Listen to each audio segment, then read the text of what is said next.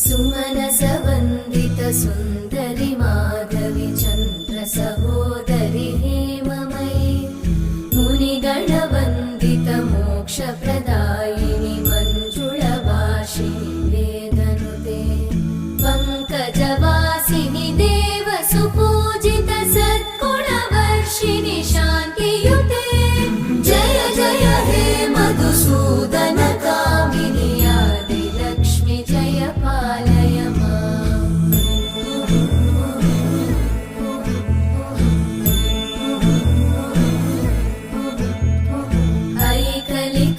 ऐकलिकल्मषनाशिनि का